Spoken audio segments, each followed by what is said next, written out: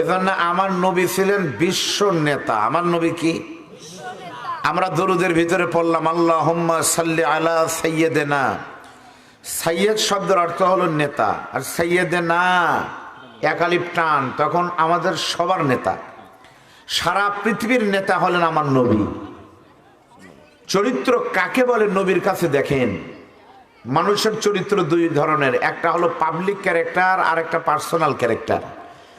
Public character সব নেতারাই ভালো।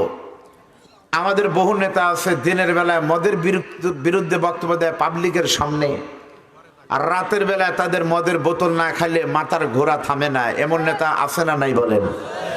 আর আমার নবীর চরিত্র সম্পর্কে আল্লাহই বলতেছেন ইন্নাকা লাআলা খুলুকিন আযীম। আজিম বলা হয় যে চরিত্রের সাথে কোনো তুলনা হয় না। As a father, as a teacher, as a lawyer, as a reformer of society, the prophet Muhammad superman of the world. সে নবীকে স্মরণ করছি। আমরা সকলেই মহব্বত নিয়ে বলি সাল্লাল্লাহু আলাইহি ওয়াসাল্লাম। আরবিতে একটা প্রবাদ আছে, কুল্লু জাদিদিন লাযীযুন। প্রত্যেকটি নতুন জিনিস আকর্ষণীয় হয়, নতুন খাবার স্বাদেও ভালো লাগে। একটা কথা আছে, দই মিষ্টি কলা নষ্ট করে গলা। কোনো বক্তা খায় না, কিন্তু আমি পাবনাতে আসলে কিছু না খেলে পায়েস খাই, কারণ আমরা জানি আমাদের বগুড়াতে পানি দেয়, পানির শর্ট পড়লে পায়েসে দুধ দেয়। আর আপনাদের পাবনাতে দুধই দেয়, কোনো কারণে বিপদে না পড়লে পানি দেয়ই না। তাহলে নতুনের আকর্ষণ ভালো, পায়েসের প্রতি ঝোঁক সবার বেশি। আমি আব্দুল বারী রশিদে আপনাদের সামনে নতুন না পুরাতন? আমার আলোচনা কি আপনারা আগে শুনছেন?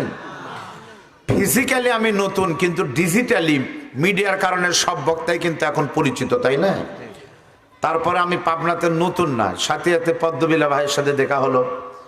সাথিয়ার ভিতরে সিনাখরা, হাসানপুর, খেতুপাড়া ইউনিয়নের ভিতরে বহু জায়গায়, পাবনা বোয়ালমারি কামিল মাদ্রাসা, মনোমতপুর, তারপরে হারিয়া কাহন, তারপরে আর একটা কি যেন কালা মার্কেট আছে, কি যেন একটা কালা মার্কেট বলে, কালাইছাড়া, আর একটা কালা মার্কেট একটা আছে। ফিক্সড ডেটে মাহফিল হয় শেষে। যাই হোক, বহু জায়গায় মাহফিল করেছে আপনাদের এলাকায়। নতুন পুরাতন বলে কোনো কথা না। আপনারা নিয়ত করেন কোরআন শুনবেন, তাহলে আল্লাহ আপনাদের যথাযথ পুরস্কার দিবে। ফিরে বলেন ঠিক না বেঠিক? যেখানে কোরআনের মাহফিল হয়, নবী বলেন মানিত্তাবাল হুদা বিগয়রিল কোরআন আদাল্লাহুল্লাহ। কোরআন যেখানে নাই, সেখানে যদি আপনারা সবাই মিলেও যান, তারপরেও আদাল্লাহ ইউদিল্লু।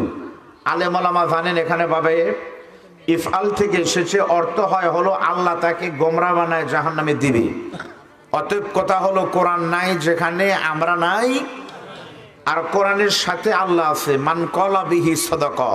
যারা কোরআন দিয়ে কথা বলে তারা সত্য বলে। আমান হাকামা বিহি আদলা। যারা কোরআনের বিচার করে তারা সত্য করে। শেষের কথা হলো আমান দা ইলাইহি হাদা ফাকাদ হুদিয়া ইলা সিরাতিম মুস্তাকিম।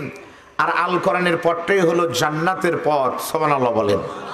সেই কোরআন থেকে একটা ঘন্টা আলোচনা করব, এমন দোয়া করেন আল্লাহ যেন আমি গুনাহগারের মুখ থেকে এমন কিছু বলার তৌফিক দেন।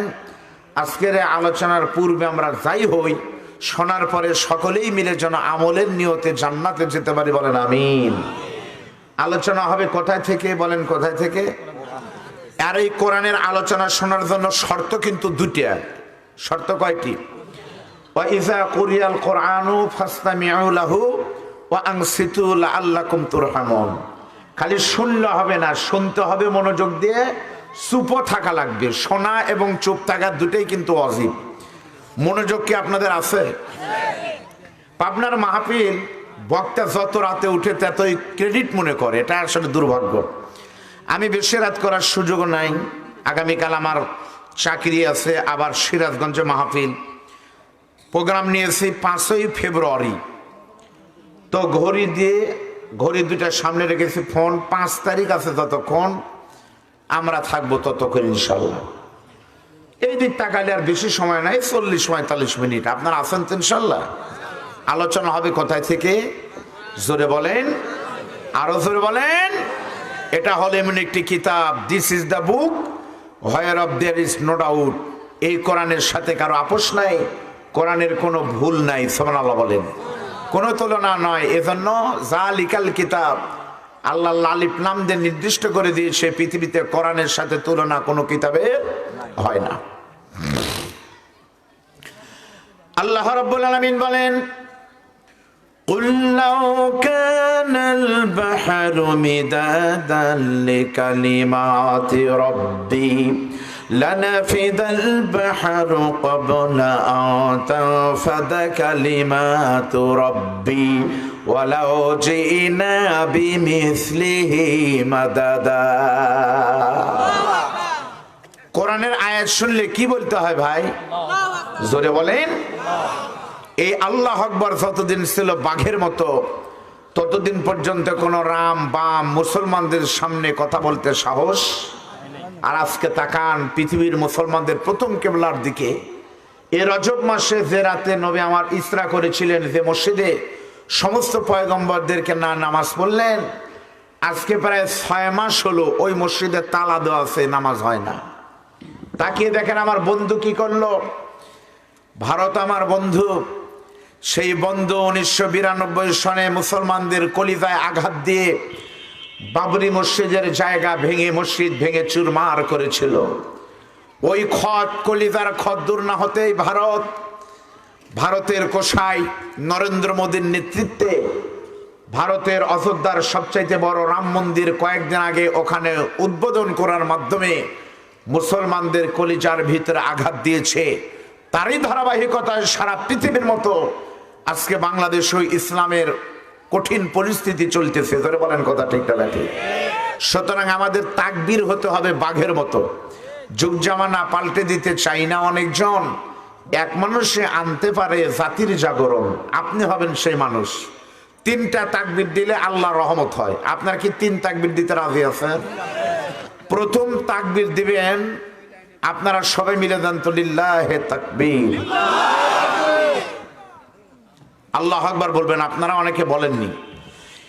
এইবার দিবেন যাদের বাড়ি ফেচুয়ান, তারা দিবেন। বাহিরের লোক যান দিয়েন না, বাইরের লোক না, শুধু গ্রামের লোক দেন তো, লিল্লাহে তাকবীর। ফেচুয়ানের বাহিরে যারা আছেন তারা দেন তো অন্য গ্রামের লোক, লিল্লাহে তাকবীর। এইবার সকলেই মিলে তাকবীর দিবেন একটা। এমন ভাবে আপনারা ওয়াজ শুনতেছেন মনে হয় গোরস্থানের জালসায়, গোরস্থানে আপনারা লাশের সামনে ওয়াজ করতেছে। এমন কেন? তাকবীর দিবেন একটা ফেচুয়ান। এটা শোনা যাবে আপনাদের এই রোডে বেঙ্গল মিট আছে না, ওখান থেকে যেন শোনা যায়। হ্যাঁ, রাজি আছেন তো? সারা এলাকা থর থর করে কাঁপবে। মুনাফিক শয়তান জালেমদের কলিজায় ভয় হবে, শয়তান দূর হয়ে যাবে। আজকের আওয়াজ যেন মালিকের আল্লাহর রহমতের দরজা পর্যন্ত পৌঁছে দেয়। সকলে 2টা হাত তোলেন তো আগে। যারা হাত তোলেনি তাদেরটা একটু এবার একটু নরান্ত এভাবে করেন তো, এভাবে করেন। আলহামদুলিল্লাহ, আলহামদুলিল্লাহ। একটু গোলা খাকার দিয়েন, পারবেন তো?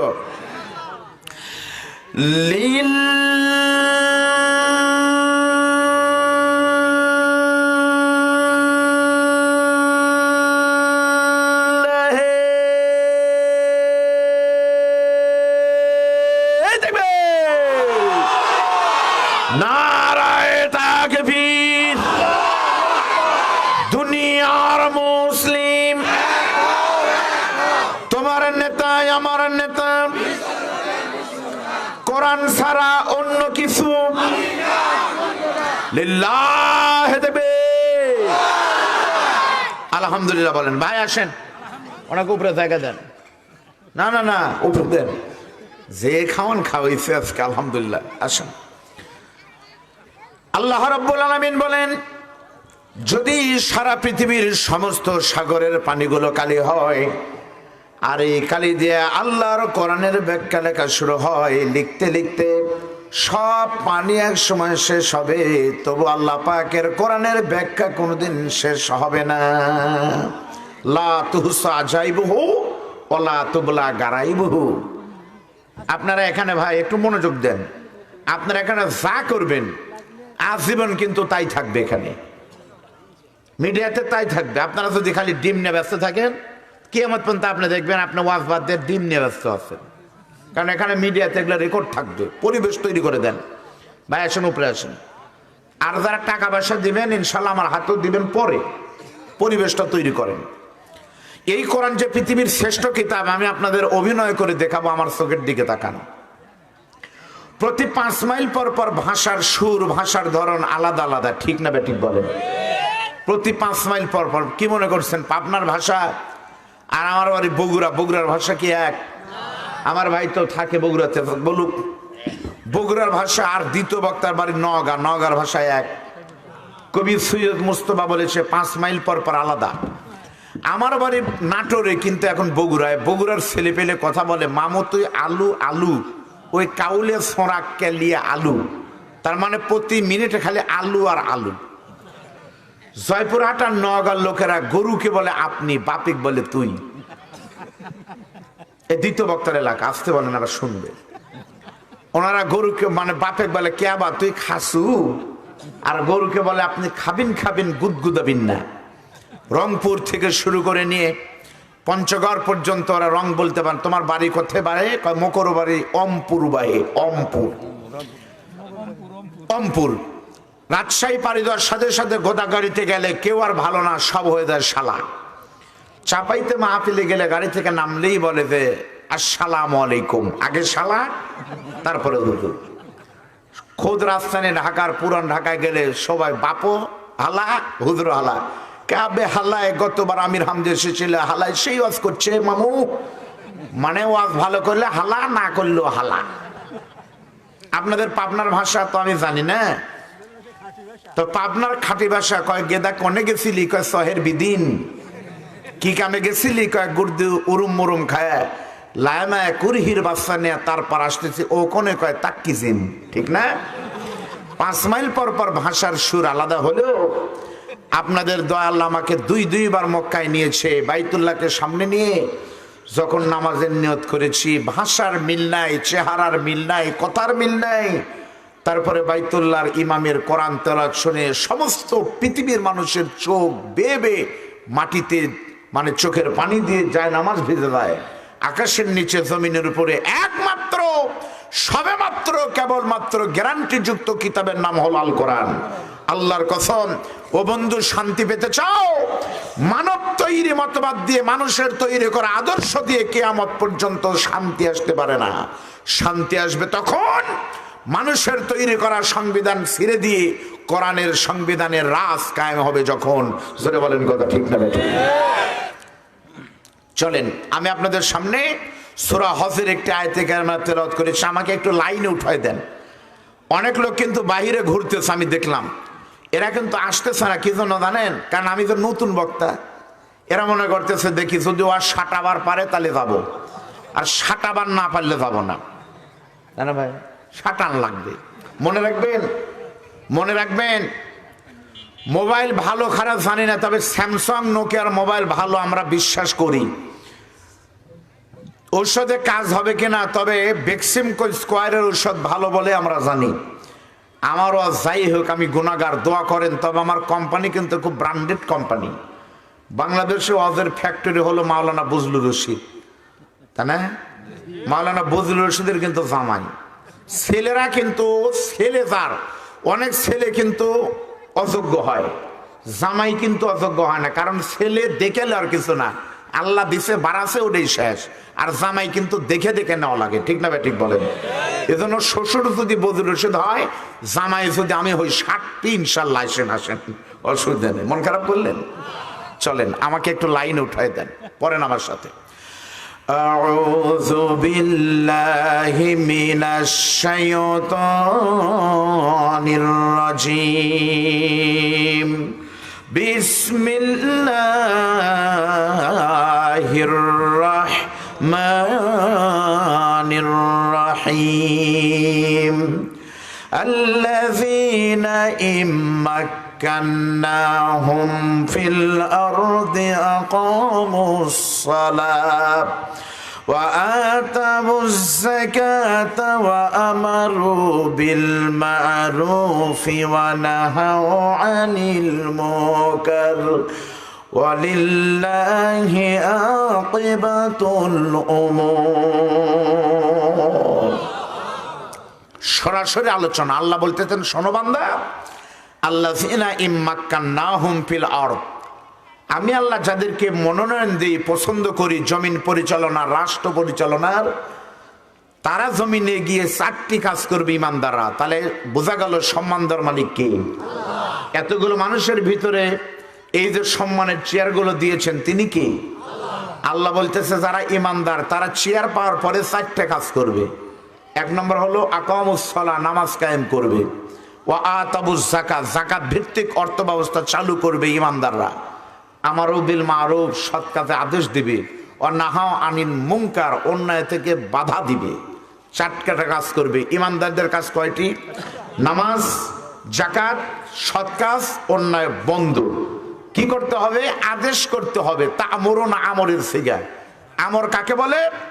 আমি নুরুল আনোয়ারে পড়েছি, কলা সাহিবুল মানার, আল আমরু হুয়া কওলিল কাইলি লিগাইরিহি আলা সাবিলিল ইস্তিলাই ইফআল। বক্তা নিজেকে বড় মনে করে করো, নিজেকে বড় মনে করে হুকুম দেওয়ার নাম হলো আমর। আমি আব্দুল বারী রশিদি কি হুকুম দিতে পারবো? আমি যদি এখন বলি ফেসওয়ান গ্রামে থাকবো, আমার বড় ভাই বাবুল ভাই অথবা আমার আর্মি ভাইয়ের বাড়িতে, সকালবেলা ফজরের নামাজ পড়বো, যারা যারা যুবকেরা ফজরের নামাজে জামাতে আসবে না তাদেরকে বেঁধে নিয়ে সামনে গাঙের ভিতরে, নদীর ভিতরে আমি ডুব দেওয়াবো সকালবেলা ফজরের টাইমে। এই ঘোষণা যদি আমি রাত 12টায় দেই, এই গ্রামের বেশিরভাগ বেনামাজি এক জায়গায় হয়ে আমাকে আটকাবার বলবে, বেটা শালা তোমাকে ওয়াজ করতে আনছে, তুমি পানিতে নামাবে ওকে। কথা ঠিক না বেঠিক বলেন? আমি সর্বোচ্চ আপনাদের অনুরোধ করতে পারবো, টঙ্গীর ইস্তেমার ময়দানে আদেশ করতে পারে না, বলে ভাই দোস্ত বুজুর্গ আসার আগে আজরাইল চলেন যাই কাকরাইল, অনুরোধ করতে পারে। পীর সাহেবের দরবার গুলো বলে বাবারা নামাজ পড়েন। আল্লাহ কিন্তু হাত পা ধরে বলার কথা বলেনি, তা মরু না, আদেশ করতে হবে। আর ইমামতির জায়গায় দাঁড়িয়ে বক্তা হয়ে, পীর সাহেব হয়ে টঙ্গীর ময়দান থেকে আদেশ করা যায় না। আদেশ করতে হলে চেয়ারে যাইতে হবে। ধরে বলেন কথা ঠিক না বেঠিক?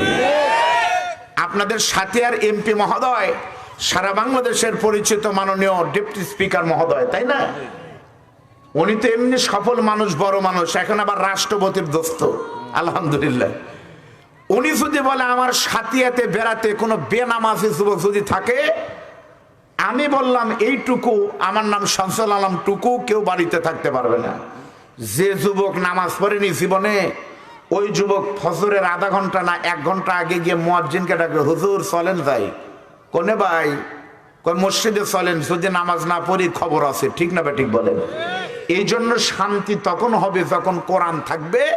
আল্লাহ বলতেছে যারা ক্ষমতায় যাবে, আওয়ামী লীগ বিএনপি বলে কিন্তু কথা নাই, যারাই যাবে, যারাই যাবে, যে দলই হোক, কোরআন দিয়ে রাষ্ট্র চালাবে, যে দলের নেতাই হোক, আল্লাহর জান্নাতে যাবে। জোরে বলেন সুবহানাল্লাহ। মানুষের তৈরি করা মতবাদ দিয়ে শান্তি হয় না দোস্ত। স্বাধীনতার এত বছর গেল, শান্তি আছে না গেছে? মইরাও শান্তি নাই, মরবেন শান্তি নাই। এর আজকে দেখেন ডিজিটাল যুগ, দেখেন ভাইদের মরেও শান্তি নেই, লেখা আছে দেখেন, মরেও শান্তি নেই। সম্পদের জন্য ওঠানো হলো বাবার লাশ, শান্তি আছে? দুনিয়াত নাই, মরার পরেও পাবেন না। কারণ কি? কোরআনের আইন নাই। একজন বাবা একজন সফল সরকারি কর্মকর্তা ছিলেন, সন্তানদেরকে লেখাপড়া করলেন, ডাক্তার, জজ, ম্যাজিস্ট্রেট, ব্যারিস্টার হলো। বাবার সম্পদ নিয়ে সন্তানেরা এমন গন্ডগোল, বাবা মারা গেছে, মারা যাওয়ার সময় 2 পক্ষ সন্তান বাবার লাশ দাফন করতে দেয় না। এক পর্যায়ে দাফন কাফন হলো, অনেক কিছু করার পরে আরেক ছেলে বিদেশ থেকে এসে সন্তানের বাবাকে মামলা করলো অন্য ভাইদের বিরুদ্ধে।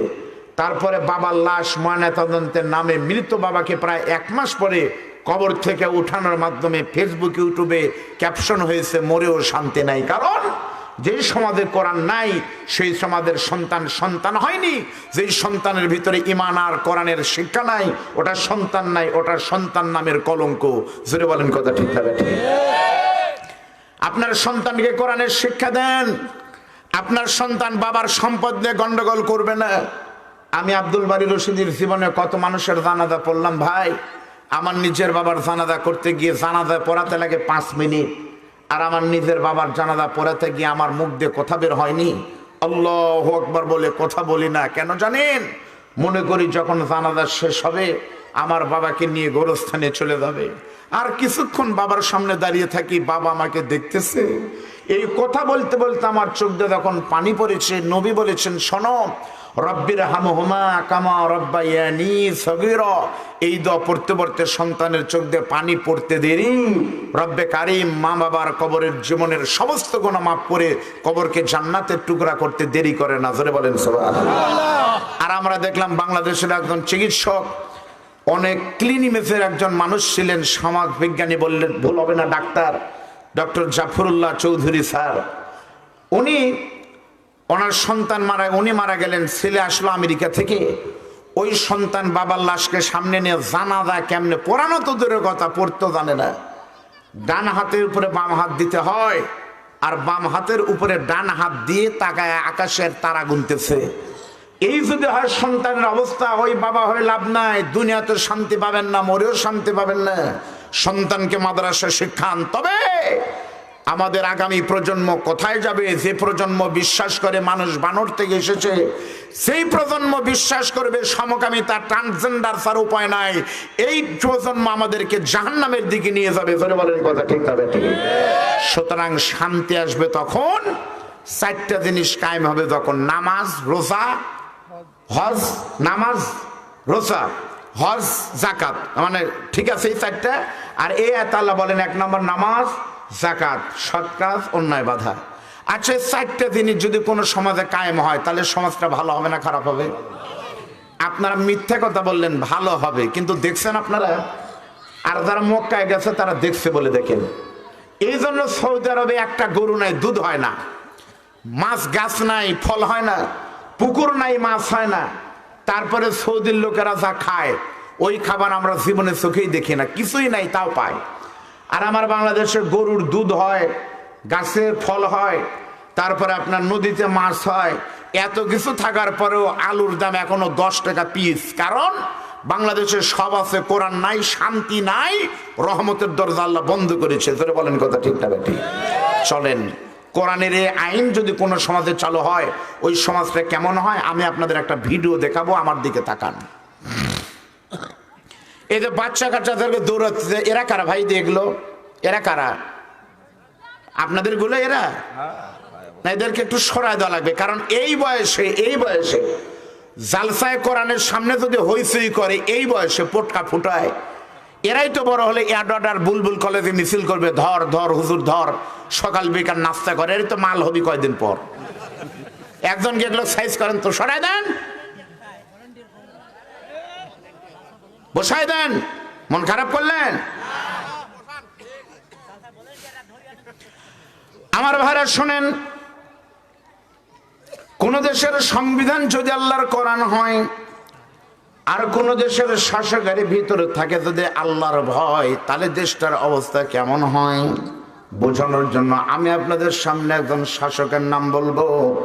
ওই শাসক হলো আল্লাহ নবীর জান্নাতি 10 জনকে বলা হয় আশারায়ে মুবাশশারা। এই 10 জনের ভিতরে আবার 2 নম্বর সাহাবী, নাম হলো আমিরুল মুমিনিন, খলিফাতুল মুসলিমিন, হযরতে ওমর। আপনারা কি হযরত ওমরের নাম শুনেননি? আচ্ছা, হযরত ওমর আল্লাহ নবীর কয় নম্বর সাহাবী? জোরে কোন? 4 নম্বর। আমি আরবি বলবো, আপনারা বাংলা বলেন। ক্বালান নবী সাল্লাল্লাহু আলাইহি ওয়াসাল্লাম, আরহামু উম্মতি বি উম্মতি আবু বকর ওয়া আশাদ্দুহুম ফি আমরিল্লাহিল উমর ওয়া আস্তাকুহুম হায়াআন উসমান ওয়া আকদাহুম আলী। তাহলে বলেন তো হযরত ওমর কয় নম্বর হলো? জোরে কোন? আপনারা বললেন 2 নম্বর, আর বাবুল ভাই বললেন 2য় নম্বর। এটাই ঠিক। 2 নম্বর মানে কি? আমাদের এলাকা চোর ডাকাত লুচ্চ গুন্ডাক বলে 2 নম্বর লোক। হযরত ওমর কি তাই? 2য় নম্বর। কত নম্বর? 2য় নম্বর। আল্লাহ নবীর 2য় নম্বর জান্নাতি সাহাবীর নাম হলো ওমর। সেই হযরত ওমর শুধুমাত্র 10 বছর আল্লাহর কোরআন দিয়ে রাষ্ট্র চালানোর কারণে আমার আল্লাহ তাআলা হযরত ওমরকে শুধুমাত্র মক্কা বা মদিনায় নয়, বরং আমার আল্লাহ তাআলা হযরত ওমরকে পুরো পৃথিবীর অর্ধজাহানের খলিফা বানিয়ে দিয়েছে। হযরত ওমর অর্ধ পৃথিবীর খলিফা হলেন কয় বছরের ভিতরে? 10 বছর। তাহলে বোঝা গেল এই কোরআনের পাওয়ার আছে না নাই? 10 বছরের ভিতরে অর্ধ পৃথিবীর খলিফা হওয়া যায়। আমাদের বাংলাদেশে যারা বলে মোল্লার দৌড় মসজিদ পর্যন্ত, তাদের জানা উচিত মোল্লার দৌড় মসজিদ পর্যন্ত না, ওমর মোল্লার দৌড় ছিল অর্ধ পৃথিবীর রাষ্ট্রপতি পর্যন্ত। অন্য মানুষ বিশ্বাস করুক না করুক, মোল্লারা কি পারে। পাবনার লোকজন, বিশেষ করে সাতিয়ার লোকজন তো দেখেছিল মোল্লারা অনেক কিছু করতে পারে। ফেরে বলেন কথা ঠিক না? দেখেন নাই? আমার ভাইরা শুনেন, হযরত ওমর শুধুমাত্র 10 বছর রাষ্ট্র চালানোর কারণে যখন অর্ধ পৃথিবীর খলিফা হয়ে গেছে, একদিন রাতের বেলা হযরত ওমর দেখতেছে, দেখি তো এখনো ইসলামের বিরোধিতা করার মতো কোনো দেশ আছে কিনা। তদন্ত করে দেখতেছে এখনো 2টা দেশ প্রকাশ্যে আল্লাহকে গালি দেয়, নবীকে গালি দেয়। এই 2টা দেশের নাম, একটা দেশের নাম হলো রোম দেশ, আর আরেকটা দেশের নাম হলো পারস্য। তখনকার সময় কিন্তু সুপার পাওয়ার ছিলেন 2টা, একটা হলো রোম, আরেকটা হলো পারস্য। রোমের প্রেসিডেন্ট ছিল খ্রিস্টান, আর খ্রিস্টানরা আজীবনই ইসলামের শত্রু। ধরে বলেন কথা ঠিক না? খ্রিস্টান ইহুদি এরা মুসলমানদের বন্ধু নয়, বরং শত্রু। আজও পৃথিবীর দিকে তাকিয়ে দেখেন, ইসরায়েলের জন্মের কথা শিক্ষিত ভাইরা বলতে পারবে।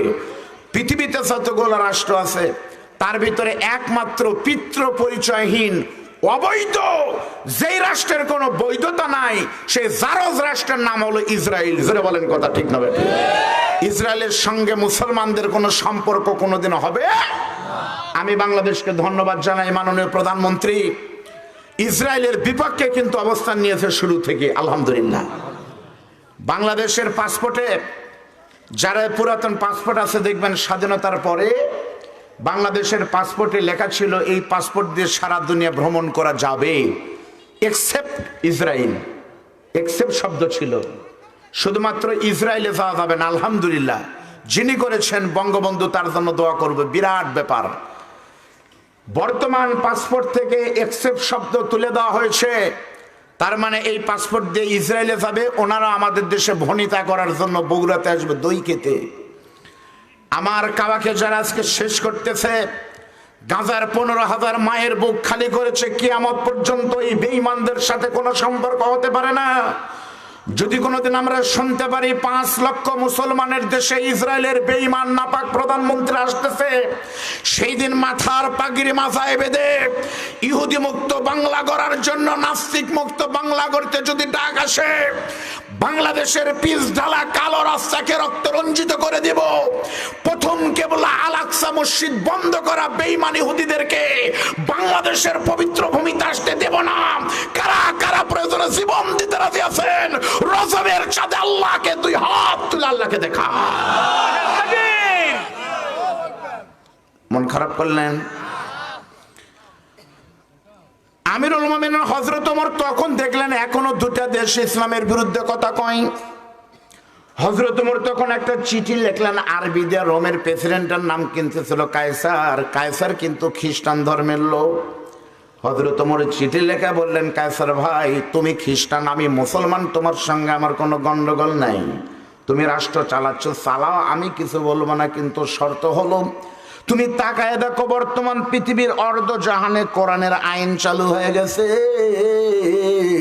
এখন তোমাকেও যদি ক্ষমতায় থাকতে হয় তাহলে 2টা শর্ত মেনেই ক্ষমতায় থাকা লাগবে। 1 নম্বর, ইসলাম মেনেই ক্ষমতা থাকা লাগবে, আসলিম তাসলিম।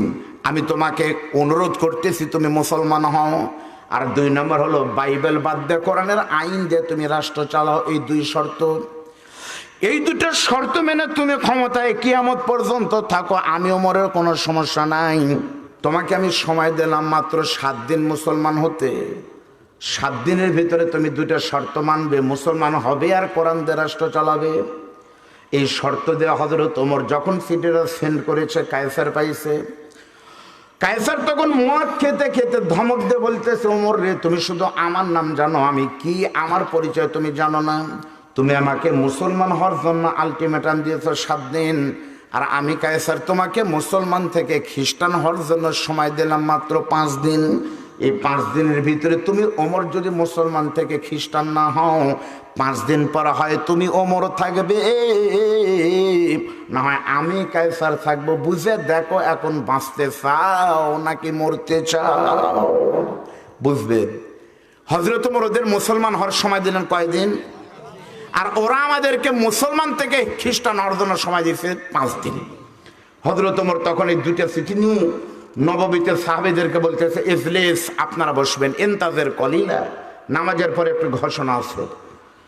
আমরা ওদের সময় দিয়েছিলাম মুসলমান হতে 7 দিন, আর ওরা পাল্টা খ্রিস্টান হওয়ার জন্য সুযোগ দিয়েছে 5 দিন।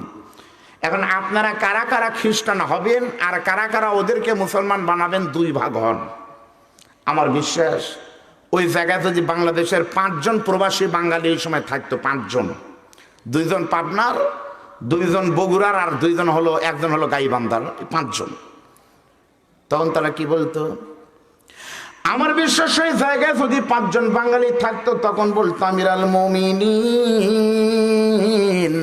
খলিফাতুল মুসলিমিন, দেশের অবস্থা বেশি ভালো না, আপাতত 5 বছরের জন্য না হয় আমরা খ্রিস্টানি হই।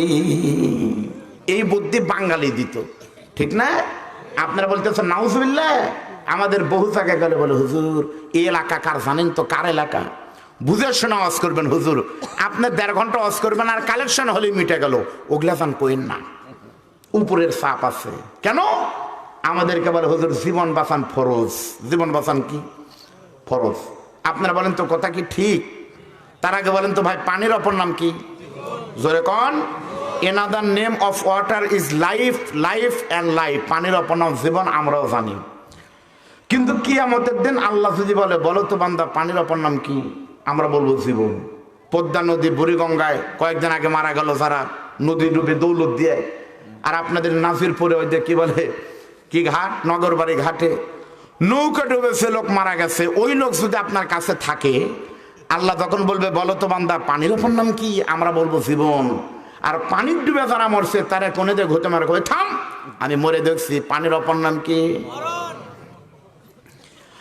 এই জন্য কোন মুসলমান যদি মনে করে জীবন বাঁচান ফরজ, এই মনে করে কোরআনের হক কথা গোপন করে শুধু কোনো মতো বক্তব্য দিয়ে মাহফিল থেকে, জালসা থেকে চলে যায়, জুমার দিনের আধা ঘন্টা ও শুধু কবরের রস করে মাস ছেলে বেতন নেয়, ওই বক্তা, ওই হুজুর কিন্তু হুজুর না, বরং একজন মুসলমানের দায়িত্ব হলো ইমান বাঁচানো, আর আমার আল্লাহর দায়িত্ব জীবন বাঁচানো। বাঁচায় তো দেখলাম ভাই, আপনারা দেখেন হক আর বাতিলের কি পার্থক্য। বাংলাদেশে এমনও পীর আছে যেই পীরের ওজন তার 7 থেকে 8 মন, একটা মারা গেছে তো 14 মন ওজন আছিল, 14 মন। এরপরে অনেক পীর আছে 8 মন 10 মন এরকম আছে। অথচ ওই পীর সাহেবেরা যদি আপনাদের ফেসওয়ানে আসতে চায়, ফ্রি ওয়াজ করবো, আমার ভাড়া বলবে তোমাকে ফ্রিও নেব না, ঠিক না? কত বক্তা আছে যে বক্তারা বলে যা দেন দেন, খালি নামটা দেন, তাও দেয় না। আর সর্বোচ্চ গায়ে গোস্ত হবে 12 থেকে 13 কেজি, তাও না হবার পারে। 13 কেজি ওজনের আমির হামজা, যে আমির হামজার ভয়ে পুরো পাবনা শহর থর থর করে কেঁপেছে, ধরে বলেন কথা ঠিক না বেঠিক? হক আর বাতিল। হযরত ওমর তখন চিঠি দিলেন, বলতেছে তোমরা কি করবে, মুসলমান থেকে খ্রিস্টান হবে নাকি ওদেরকে মুসলমান বানাবে? পরীক্ষা করার জন্য কিন্তু বলছে। প্রত্যেকটা সাহাবী তখন কান্দার বলে, আমিরাল মুমিনিন, এই কোরআনের জন্য নবী আমার তায়েফে রক্ত দিয়েছে, এই কোরআনের জন্য নবী শিবে আবি তালিবে বউ সহ 3 বছর জেল খেটেছে। আপনি ওমরের যদি না পোষায় খ্রিস্টান হন, আমাদের বুকে 1 ফোঁটা রক্ত থাকা পর্যন্ত কিন্তু আমরা মুসলমান হব না, মুসলমান থেকে খ্রিস্টান হব না। হযরত ওমর বলতেছে, বুঝে শোনা বলো, তাহলে কিন্তু জিহাদ করা লাগবে। প্রত্যেকটা সাহাবী মাথার পাগড়ি মাজায় বেঁধে বলতেছে, বের হলাম। সুবহানাল্লাহ বলেন। হযরত ওমর বলতেছে, বের হ, কিন্তু বড় সহজ, কিন্তু রোমের বিরুদ্ধে জিহাদ করা কিন্তু কঠিন। কারণ এখন যেমন আমেরিকা, তখন কিন্তু ওরা ছিল একেবারে সুপার পাওয়ার। তোমাদের কি আছে? সবাই বলতেছে কেন, আমাদের খেজুরের বাগানের একটা করে ডাল আছে। আচ্ছা বলেন তো, ডাল দিয়ে কি কামানের মোকাবেলা করা যায়? যখন হযরত ওমর বলতেছে ডাল ছাড়া তো কিছু নাই, প্রত্যেকটা সাহাবী তখন বলে আমিরাল মুমিনিন। ওদের অস্ত্র থাকতে পারবে, কিন্তু আমাদের অস্ত্র আছে দুইটা। হাতের ভিতরে আছে আমাদের লাঠি অথবা একটা করে খেজুরের ডাল। আর প্রত্যেকটা মুমিন বিশ্বাস করে আল্লাহর রাস্তায় যখন কোনো জীবন দেয়, ওই মুমিনের ইমানের ভিতরে থাকে আমার আল্লাহ, আর মুমিনের কলিজার ভিতরে থাকে বিশ্বনবী। আমাদের অস্ত্রের সাথে ওদের খাওয়া আছে। এ ভাই আপনারা বলেন তো সংখ্যা দিয়ে কি হয়? সংখ্যা দিয়ে কিছু হয়? আপনারা যদি 1000 লোক থাকেন, নারী পুরুষ দিয়ে 1000, আর আমি যদি খালি একটা মানুষ আজকে না আসতাম, আপনারা 1000 লোককে আমার সাথে পারতেন? তো সংখ্যা দিয়ে কি করবেন? ওই যে বাস্তব, তার বাস্তব। আর মুখের দিকে তাকান, মুখের দিকে। আপনাদের মুখের দাঁত কয়টা? এই যে বাবাজি আছে তো 32টা। যার যে কয়টা আছে বাবাজি আছে। দাদা, আমার দাদা, বাবা না, দাদা কয়টা আছে? তাও ওই কয়টা আছে গো? গেছে 8টা। এটা হলে 8টা হয়, 4টে। তাহলে তাও এর আছে 4টে, কারো 2টা, কারো 1টা, কারো নাই, কারো 32টা। জিব্বা কয়টা বলেন? জিব্বা কয়টা? সবারই একটা। আচ্ছা বলেন তো, জিব্বা দাঁতের উপকার করে না ক্ষতি করে? উপকার করে। বিয়ের দাওয়াতে গেলেন, বিয়ের দাওয়াতে গিয়ে 700 টাকা কেজি গরুর গোস্ত অজালে মারতেছেন, অজালে মাইরে দিলেন। তারপরে আপনি ব্রাশ না করে ঘুমিয়ে গেলেন। আপনার দাঁতের জীবাণুতে জামগুলো কিন্তু নষ্ট করতেছে দাঁত। সবাই ঘুমিয়ে গেল, নাক ডেকে ঘুমাচ্ছেন। ওই নরম জিব্বাটা ঘুমায়নি, বরং আপনাদের 32 জনের চাকর হয়ে ঘুম বাদ দিয়ে ক্লান্ত হয়ে ওই জায়গা থেকে কি করলো? গোস্তগুলো সাফ করে আপনার দাঁত আপনাকে নিরাপদ করার ব্যবস্থা করলো। সকালবেলা ঘুম থেকে উঠে নাস্তা করতে করতে বলতেছে, উরি মা, কি হলো রে সেরা? বলতেছে দাঁত দিয়ে, জিব্বা দিয়ে রক্ত পড়তেছে। আচ্ছা বলেন তো, জিব্বার মতো জায়গায় কামড় দিয়ে রক্ত বের করলো, তার নাম কি? দাঁত না, ওটা হচ্ছে বেঈমান।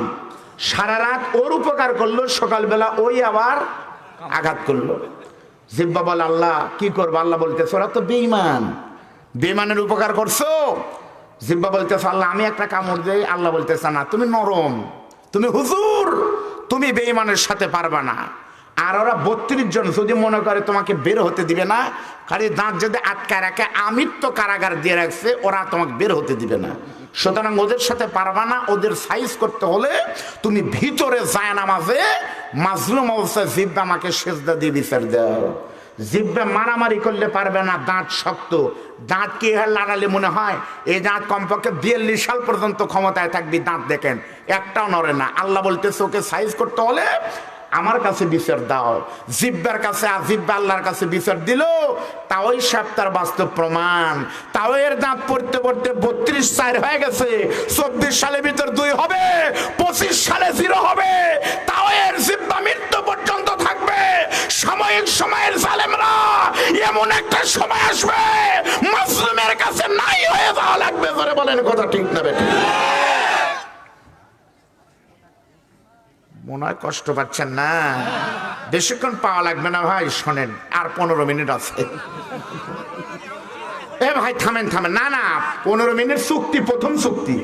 মানে আপনাদের 5 তারিখের দাওয়াত নিয়েছিলাম, ওই পর্যন্ত আগে কামলা পরে দিয়ে নিই। আমাকে পরে নিয়েছেন তো 5 তারিখের, তাহলে আমি আগে 5 তারিখ পর্যন্ত সাটাই নেই। জোরে বলেন ঠিক না বেঠিক? আপনারা ভাবতেছেন সামনেবার শ্বশুর জামাইকে নিতে চাইছিলাম, জামাই বাদ দিয়ে শ্বশুরকেই নিব। জামাইয়ের তো ভাব ভালো না। আমাকে আল্লাহ একটা চাকরি দিছে, রাতের কাম না হলে হবে, দিনের চাকরিতে ভাত অন্তত হবে। আর আমার আবার একটু চিন্তা কম, কারণ আমারও চলুক না চলুক, তাই বলে কি চলে না? এ কোরআন সামনে না বলতেছে আর রোজার মাসের 1 দিন খালি ফাঁকা আছে, কালকে বুক হবে, রোজা পর্যন্ত ফাঁকা নাই।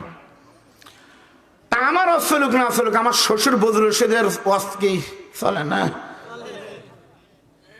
ওনার ডেট নিতে লাগলে এখন 25 সালের ডেট বুক হচ্ছে। বজরুল রশিদ হুজুরের মাহফিলের অভাব নাই, জালসার অভাব নাই, লোকের অভাব নাই, ভক্তের অভাব নাই। খালি অভাব হলো ওনার ছেলে নাই, খালি 3টা মেয়ে। এজন্য বজরুল রশিদ হুজুর সারা জীবন ওয়াজ করে যা করছে কামাই, টাকার মালিক হবে কিন্তু 3 জামাই। আমি কিন্তু তার ভিতরে একজন, ভুলে গেলে চলবে না। এসরে এ বস, তা আমি কিন্তু আবার মাঝখানের জামাই। তিন বন্ধু মিলে এক কম্বলে ঘুমাচ্ছে, কম্বল হলো 6 হাত আর ওরা হলো 7 হাত। এখন ডান পাশের জন টানে, বাম পাশেরটা খালি হয়। মাঘ মাসে শীতে খালি হলে কি ঘুম ধরে? আবার ও টানে, এ খালি হয়। টানাটানি করতে করতে মাঝখানের জন বলতেছে তোরাই নে যা, আমার ল্যাপ লাগবে না, যা তোরাই নে যা। আরে ভাই তোমার লাগবে কেন? তুমি তো মাঝখানে আসো, টানলে ওরা টানবে, তুমি এমনি পাবে নি। তা আমার দুই ভাইয়েরা যা টানা টানুক মাঝের জামাই কিন্তু পাবে। এজন্য কোরআনের হক কথা হবে, এতে যা আছে কপালে হবে কাল সকালে। জোরে বলেন কথা ঠিক না বেঠিক? মন খারাপ করলেন? আমির আল মুমিনিন ওমর তখন বললেন তোমরা কি করবে? প্রত্যেকটা সাহাবী তখন কাঁদতেছে, বলে আমির আল মুমিনিন আমরা জিহাদ করতে চাই। হযরত ওমরের নেতৃত্বে যখন জিহাদ শুরু হয়ে গেছে, আমার ভাইরা ইসলামের সোনালী আর তারিখ ফিল আরব পড়ে দেখেন, আমার আল্লাহ ঢালা বরকত দিলেন, রহমত করলেন। ওয়ালা তাহিনু ওয়ালা তাহজানু, তোমাদের কোনো টেনশন নাই, তোমাদের কোনো টেনশন হবে না, শুধুমাত্র ঈমানের ঝান্ডা নিয়ে তোমরা দাঁড়িয়ে থাকবে, আমি আল্লাহ তোমাদেরকে বিজয় দান করে দিব। অল্প সময়ের ভিতরে যখন রোম দেশটা মুসলমানদের নিয়ন্ত্রণ হয়ে গেছে, রোমের প্রেসিডেন্ট কায়সার কিন্তু শুধুমাত্র মরে নাই, ওই যুদ্ধে কিন্তু রোমের প্রেসিডেন্ট কায়সার কিন্তু কুকুরের মতো মারা গেল, একেবারে কুকুরের মতো। কিছুদিনের ভিতরে যখন রোম দেশের সবকিছু নাই হয়ে গেছে, হযরত ওমর যখন রোম দেশটাকে দখল করে নিয়েছে, নিজেদের নিয়ন্ত্রণে চলে আসলো, সাহাবীরা কিন্তু তখন আনন্দ করতে চায়। হযরত ওমর বলতেছে আনন্দ করতে হবে, বিজয় কিন্তু ইসলামে আছে। এই পবিত্র কোরআনের 2টা সূরাই কিন্তু বিজয়ের আয়াত। সূরা ফাতাহ, ফাতাহ মানে কিন্তু বিজয়। আল্লাহ সূরা নাসরে বলতেছেন যখন বিজয় হবে, ফাসাব্বিহ বিহামদি রাব্বিকা ওয়াস্তাগফির, বিজয় দিবস পালন করবে তোমরা আল্লাহর কাছে সাহায্য প্রার্থনা করে তাসবিহ পড়বে জিকিরের মাধ্যমে। আর আমার বাংলাদেশে এক সাগর রক্তের বিনিময়ে 1971 সনে আমাদের বীর মুক্তিযোদ্ধারা জীবন দিয়েছে। উচিত ছিল প্রত্যেক দিন 16ই ডিসেম্বরের প্রতি বছর প্রত্যেকটা মাদ্রাসা মসজিদে মিলাদ দিয়ে কিন্তু তাদের জন্য দোয়া করে কোরআন পড়া, অথচ তাদের রুহের মাগফিরাত কেমন নাই। পাবনা এডট কলেজ মাঠে শান্তির নামে মমতাজকে নিয়ে আসে। হযরত ওমর তখন বললেন এখন থেকেই দেশটা হলো মুসলমানদের, এখন থেকে এই দেশে কোরআন বিরোধী আর কোনো আইন চলবে না, এখন থেকে কোরআনের রাজ চালু হবে। সেদিন ষোড়শী নির্জন পথে যাবে, কোনো জন কটু কথা কবে না, পথে আর প্রান্তরে সম্পদের মোহে পড়ে খুন আর খারাপি হবে না। যদি মেনে চলো কোরআন আর রাসূলের বিধান, সকলেই শান্তিতে থাকবে, বাংলার আকাশে কালেমার পতাকা সেদিন উড়বে। হযরত ওমর বললেন এখন থেকে কোরআনের আইন চালু হবে, আগামীকাল থেকে অফিসে কোরআনের পতাকা উড়বে। হযরত ওমর তখন বললেন আমাদের প্রথম কাজ হলো, আগে এই দেশটার নাম ছিল রোম দেশ, আর এখন এই দেশটার নাম আমরা এখন প্রথম পরিবর্তন করব। এখন থেকে এই দেশের নাম হবে রোম, বাদ দিয়ে দেশের নাম হবে হিমস। আপনাদের বলতে হবে কি? হিমস। কেন? রোম থাকলে কি হতো? কারণ নবী বলেছেন মান তাশাব্বাহা বিকওমিন ফাহুয়া মিনহুম, যার সাথে তার মিল হবে তার সাথে তার কিয়ামত হবে। হযরত ওমর বলতেছে হিমস মুসলমানদের নাম, আর পারস্য রোম হলো খ্রিস্টানদের নাম। সর্বপ্রথম রোম দেশটাকে আমরা নামটা পরিবর্তন করে দিব। নাম পরিবর্তন করে হযরত ওমর বলতেছে আমি ওমর তোমাদের ভিতরে ছিলাম, কিন্তু বেশি দিন থাকতে পারবো না, আমাকে মদিনায় চলে যেতে হবে, কারণ আমার অনেকগুলো রাষ্ট্রের দায়িত্বে আমি আছি, শুধু একটা দেশ নিয়ে পড়ে থাকলে আমার হবে না। তবে আমি চলে যাওয়ার আগে তোমাদের ভিতর থেকে এই দেশের একজন মুখ্যমন্ত্রী প্রধানমন্ত্রী বানায় দেবো, আমির বানাবো। আগে ছিল কায়সার খ্রিস্টান কোরআন বিরোধী, আর তোমাদের ভিতর থেকে কে তোমরা ইমানদার মুসলমান, এই দেশের মুখ্যমন্ত্রীর দায়িত্ব নেবে, কে খলিফা হবে, তোমাদের ভিতর থেকে হাত তুললে পারেই তাকে আমি খলিফার দায়িত্ব দিব।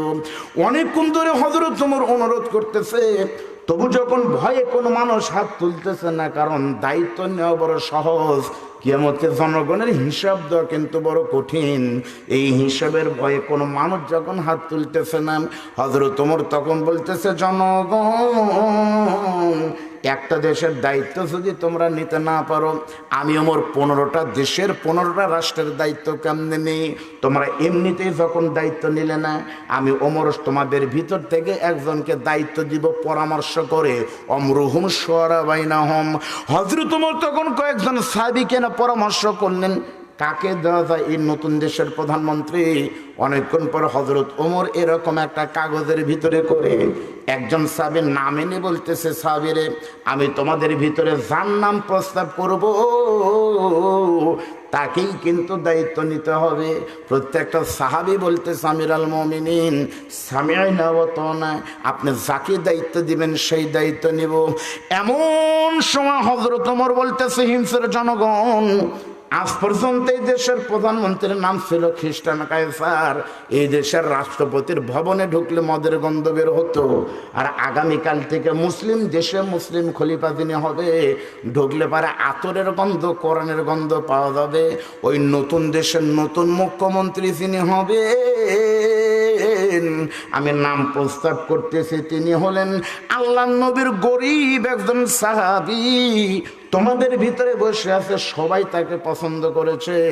নাম হলো আমিরুল মুমিনিন হযরতে সাঈদ ইবনে ওমর।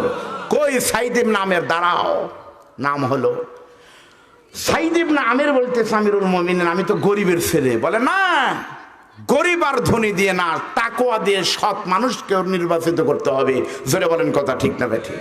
আমরা শান্তি পাবো কখন ভাই? মসজিদের মুসল্লিরা সবই ভালো, ইমাম যদি হয় নষ্ট, তাহলে কি নামাজ হবে? আচ্ছা বলেন তো, সমস্ত লোক যাচ্ছে হজ করতে, এখান থেকে ঢাকা যাবে মনে করেন হানিফ গাড়িতে, এয়ারপোর্ট পর্যন্ত যাচ্ছে, হাদি সাহেবরা কাফনের কাপড়, ইহরামের কাপড় গায়ে দিয়ে দোয়া পড়তেছে, লাব্বাইক আল্লাহুম্মা লাব্বাইক, আল্লাহ আল্লাহ আল্লাহ জিকির করতে করতে ঢাকা যাচ্ছে। হানিফ গাড়ির ড্রাইভারটা যদি মদখোর হয়, তাহলে গাড়ি যদি অ্যাক্সিডেন্ট হয়, খালি মাতালি মরবে না হাজিও মরবে? তাহলে আপনারা পিছনে আমিন আমিন করে জিকির করে কোনো লাভ নাই। সর্বপ্রথম দেখতে হবে সামনের ড্রাইভার কারা আছে, তারা মাতাল না ঠিক আছে। জোরে বলেন কথা ঠিক না বেঠিক? আমার বাংলাদেশে হিরো আলম এমপি হইতে হলো না, হছিলই। মাহিয়া আপা ট্রাক পল্টা না গেলে দেখতেন মাহিয়া আপা হছিলই। ঠিক থাকতে থাকতে ফেটে গেল মমতা জাফর, ফাটতে ফাটতে ফেটেই গেল। তবে আমি দেখছি ফাটাই এরকমই ভালো, কারণ আমার বাংলাদেশে এখন কি মনে করেছেন, এখন বাংলাদেশে সবাই হচ্ছে আমাদের তৃতীয় লিঙ্গর মানুষ। এখন ঝিনাইদহতে দেখলাম একজন চেয়ারম্যান হয়েছে হিজড়া, নজরুল ইসলাম, আমার ভাই জানে, হ্যাঁ মিতু। রংপুরে একজন হিজড়া তৃতীয় শ্রেণীর এমপি হতে হয়নি। আমি আফসোস করে বলতেছি, যদি হিজড়া আমার আসনে দাঁড়াতো, সত্যি বলতেছি আমি ভোট দিলে হিজড়াকেই দিতাম। কেন? চোর ডাকাত লুচ্চ গুন্ডা বদমাইশদের ভোট দেওয়ার চাইতে হিজড়া হয় ভালো। জোরে বলেন কথা ঠিক না বেঠিক? আমিরুল মুমিনিন খলিফাতুল মুসলিমিন তখন বললেন, এই সাঈদ ইবনে আমের, তুমি কিন্তু এখন থেকে এই দেশের দায়িত্ব নিয়েছো, চোখের দিকে তাকান। সাঈদ ইবনে আমের কান্দার বলে, আমিরুল মুমিনিন এত বড় দায়িত্ব আমাকে দিবেন না, আমি ফিট হয়ে যাব। হযরত ওমর তখন কপালে চুমো দিয়ে বলতেছে, পাগলা রে, তুমি শুধু দুইটা জিনিস মেনে চলবা। এক নম্বর হলো আল্লাহর কোরআন, আইন চলবে, বিধান চলবে আল্লাহর কোরআন দিয়ে, আর তুমি নবীর সুন্নাতের অনুসরণ করবে। তুমি সাঈদ ইবনে আমেরের দ্বারা ওমরের নেতৃত্ব সম্ভব। আমার বারে গল্প করতেছে নারায়ণরা জানেন, সাঈদ ইবনে আমিরকে খলিফা বানায় দিয়ে হযরত ওমর চলে গেলেন, টকবক টকবক করতে করতে মদিনায় গেলেন। 6 মাস চলে গেল, ওমর খবর নেয়নি। 7 মাস চলে গেল, হযরত ওমর কিন্তু জানেও না দেশটা কেমন চলতেছে। 9 মাস চলে গেল, তখন হযরত ওমরের টনক লড়েছে। হযরত ওমরের নিয়ম ছিল প্রত্যেক বছর রজব মাসে, ধরে বলেন কি মাস? রজব মাসে প্রত্যেকটা দেশ থেকে 100 জন করে গরিবের তালিকা সংগ্রহ করতেন প্রতি বছর। হযরত ওমর প্রত্যেক বছর 100 জন করে গরিবের তালিকা রজবে সংগ্রহ করতেন। শাবান মাসে সেগুলো তদন্ত করতেন, আর 100 জন করে প্রত্যেক দেশের গরিবকে আমিরুল মুমিনিন ওমর রমজান মাসে তাদেরকে সাহায্য করতেন। প্রতি বছর 100 জন করে গরিবকে হেল্প করতেন হযরত ওমর এক দেশ থেকে। তাহলে 15টা দেশের প্রধানমন্ত্রী হযরত ওমর আমিরুল মুমিনিন 15 থেকে 110 করে হলে 1500 লোককে হেল্প করতেন, সরকারি অনুদান দিতেন প্রতি বছর। আপনারা বলবেন হুজুর কি কন, এক বছর খালি 100? আর আমাদেরও অমুক নেতা ঈদ আসলে পারে 1200 লোকে লুঙ্গি দেয়, তো ওমরের চাইতে এছাড়াই ভালো। আমাদের বাংলাদেশে হেল্প করার নামে, যাকাতের নামে নাটক চলে। যদি বলেন কথা ঠিক না বেঠিক? কেমনে? করোনার ভিতর আমি দেখলাম বাস্তব কুষ্টের একটা ঘটনা, ফেসবুকে দেখলাম 3 নেতা মিলে একটা গরিব বৃদ্ধা মহিলা ফকিরের হাতে, গরিবের হাতে এরকম একটা কি যেন তুলে দিচ্ছে। ফেসবুক এমন একটা জিনিস, পড়ার টাইম নাই, খালি না দেখেই একজন লিখছে ইন্না লিল্লাহ, আমার বাবা অ্যাক্সিডেন্ট করছে, ইন্না লিল্লাহ দেখে লিখছে আল্লাহ আপনার বাবার কবরকে জান্নাতের টুকরা করুন। মরেনি কিন্তু। ফেসবুক মানে পড়ার টাইম নাই, মারে দিছে অজালে। তো আমি এরকম যখন দেখছি 3 নেতা মিলে একটা গরিবের হাতে কি যেন দিচ্ছে নীল কালারের, আমি ধরে নিচ্ছি গরিবকে হয়তো সোনালী ব্যাংকের বা কোনো ব্যাংকের চেক দিচ্ছে। আমি লিখছি আল্লাহ তাআলা ভাইদের দানকে কবুল করুন, জান্নাতের টুকরা করুন, ফেরদাউস দান করুন, হযরত বেলালের সাথে চা খাওয়ার তাওফিক দিয়ে মেলা কিছু। একজন আমাকে লিখছে হুজুর আপনি কি পড়ে দেখছেন ওই লোকটা ওরা কি দিচ্ছে ওনাকে? আমি বললাম না তো ভাই, পড়েনি। তখন আমাকে বলতেছে দেখেন ভালো করে। আমি গিয়ে দেখি আসলে সোনালী ব্যাংকের চেক না, করোনার ভিতরে 3 নেতা 2.5 মণ করে 7.5 মণ ওজন 3 নেতা, 3 জন মিলে এক গরিব ফকিরের হাতে মাস্ক তুলে দিচ্ছে। মাস্ক, যেই মাস্ক করোনার ভিতরে 20 টাকা, এখন ফকিরও কিনে না, 2 টাকাও নেয় না। তাহলে 7 মণ ওজনের নেতা যদি 2 টাকার মাস্ক দেয়, তাহলে এই নেতা তো একা পাবনা জেলার সবাইকে হেল্প করতেই পারবে। এগুলা হেল্পের নামে ধোঁকাবাজি। ধরে বলেন কথা ঠিক না ঠিক? আর হযরত ওমর যাকে দিতেন, টাকা দিতেন না, সম্পদ দিতেন না, কর্মসংস্থানের ব্যবস্থা করে দিতেন, তাকে আর কোনোদিন ভিক্ষা করতে হতো না। ধরে বলেন সুবহানাল্লাহ। এটা আমার ইসলাম শিখাইছে। আমিরুল মুমিনিন হযরত ওমর প্রতি বছর 100 জন করে গরিবের তালিকা সংগ্রহ করার পরে এই বছর 15টা দেশ থেকে 15টা তালিকা নিয়েছে। হযরত ওমর একদিন রাতের বেলা তদন্ত করে দেখতেছে, দেখি তো আমার এলাকার গরিব কে কে, ভোরেরা তাকান আমার দিকে। হযরত ওমর তখন মনে করতেছে দেখি তো নতুন দেশ, যেই দেশের নাম হলো রোম দেশ, এখন কিন্তু দেশের নাম হয়ে গেছে হিমস। ওই দেশের খলিফা আগে কিন্তু ছিল প্রধানমন্ত্রী, নাম হলো কায়সার খ্রিস্টান, আর এখন হলো নবীর গরিব সাহাবী হযরতে সাইদ ইবনে আমির আল জুমাহি। হযরত ওমর বলতেছে দেখি তো ওই নতুন দেশের গরিব কারা, আমার দিকে তাকান অল্প সময়। হযরত ওমর এবার তদন্ত করে দেখতেছে গরিবের তালিকার ভিতরে, হিমসের 100 জন গরিবের তালিকার ভিতরে 2 থেকে 100 পর্যন্ত নিচের 99 জন।